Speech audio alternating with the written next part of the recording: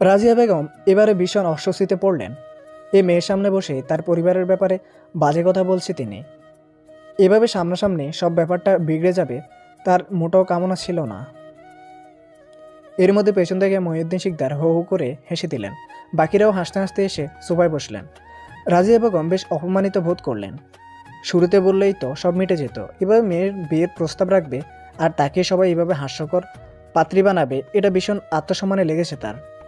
তাড়াহুড়া করে উঠতে উঠতে বললেন, আমি সত্যি দুঃখিত।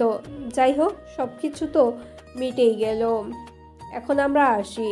বাড়িতে গিয়ে বড়রা বসে সিদ্ধান্ত নিয়ে বিয়ের তারিখ জানিয়ে দিব। চলো তাহলে। এক প্রকার তাড়াহুড়া করে সবাইকে নিয়ে চলে গেলেন রাজিয়া বেগম। সবাই যেতে স্পর্শে পরশের দিকে নীরবভাবে কিছুক্ষণ তাকিয়ে রইল। তারপর তাচ্ছিল্যের হাসি দিয়ে হনহন করে রুমের দিকে চলে গেল। পরশ পড়ল বিপাকে। স্পর্শীকে রুমের মধ্যে ঢুকতে দেখে মায়ের উদ্দেশ্যে ধীর কণ্ঠে বলল, মা, এসব মজা করার দিন কি এখনো আছে? কী সব উদ্ভট কাজ করো তুমি? আমার বিয়ে দেবে আবার? আশ্চর্য, সব উদ্ভট মজা। চোখ গরম করে কিছুক্ষণ ছেলের দিকে তাকিয়ে রইলেন পিয়াসা। থমথমে কণ্ঠে বললেন, হ্যাঁ, এখন তো সব আমার দোষ। আমি তো গত সপ্তাহে প্রীতমের মায়ের সাথে কথা বলছিলাম। তোর আর তোর বউয়ের কথা জানতে চাইছিল বলেই তো কথাগুলো বলেছি। আর স্পর্শী কি লেখাপড়া করতে যায় নাকি? আর উনি যে এমন হুট করে মেয়ের বিয়ের প্রস্তাব রাখবে সেটা কি জানতাম আমি? তাছাড়াও উনি বলার সাথে সত্যিটা বললে কি এমন হতো? শুধু শুধু হাস্যকর পাত্রী বানালো বেয়ানকে। না জানি খুব রাগ করেছে। এরকমই অজস্র কথা বিড়বিড় করে বলতে লাগলেন পিয়াসা বেগম। পরশ আমলে নিল না, চুপচাপ বাড়ি থেকে বের হয়ে গেল। বাইক নিয়ে বাজারের উদ্দেশ্যে আজ এতদিন পর রওনা হলো। বাজারের কাছাকাছি আসতেই থমকে দাঁড়িয়ে পড়ল। সামনে একটা বড় গাছের উপর পেরেক দিয়ে ঘাতা মোটা প্রেমে বাঁধানো হাস্যোজ্জ্বল ছবি। নির্বাচনকালীন সময়ে অনেক জায়গায় এই ছবি টানানো হয়েছিল, আজও আছে। তবে ছবিটার 1/3 নষ্ট হয়ে গেছে ইতিমধ্যেই। হায়রে স্বপ্ন! নিজের সমস্ত অনুভূতি, ভালো লাগা, ভালোবাসা সবটাই তো রাজনীতির মধ্যে বিদ্যমান ছিল। একদিনে পোস্টারটার দিকে তাকিয়ে রইল পরশ। মুহূর্তেই ওই হাস্যোজ্জ্বল ছবিটার রং পরিবর্তন হয়ে ধীরে ধীরে সেখানে ফুটে উঠেছে এক নির্মম লাশের অবয়ব। তারই পাশে বেশি উঠেছে 14 বছরের এক কিশোরীর আর্তনাদের ধ্বনি। ধীরে ধীরে ফুটে উঠল লাল রক্তের অবয়ব। মুহূর্তেই চোখ বন্ধ করে নিল পরশ।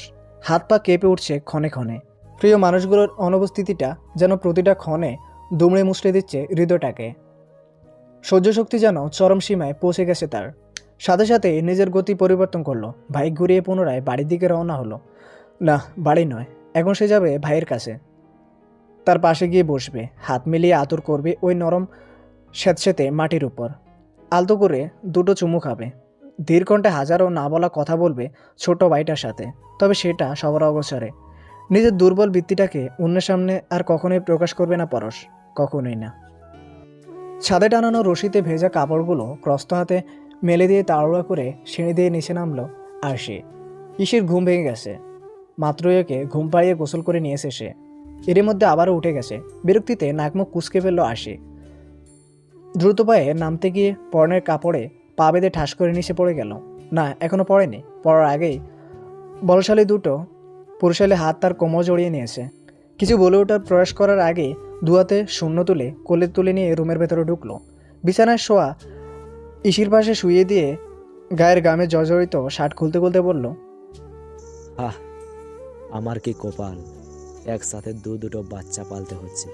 দেখে শুনো একটু হাঁটতে পারো না নাকি?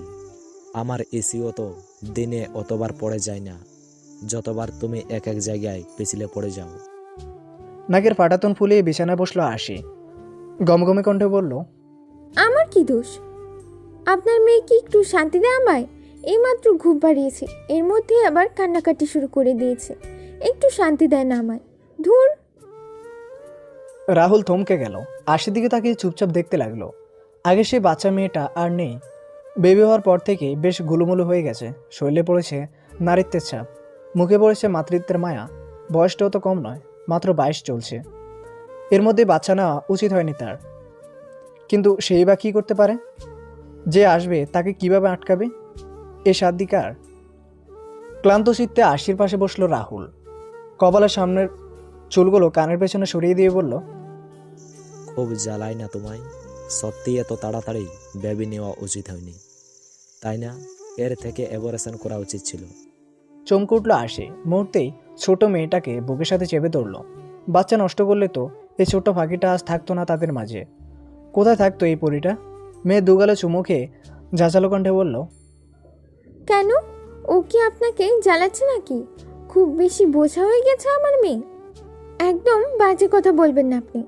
ও আমায় একটুও জ্বালায় না, বাচ্চা তো এই জন্য একটু কাঁদে, বড় হলে ঠিক হয়ে যাবে। আর দোষটা তো আমারই, আমি সামলাতে পারি না। বাড়ির রান্নাবান্না তো মাই করে, আমি তো ব্যাস একটু হাতে হাতে কাজগুলি গুছিয়ে দিই।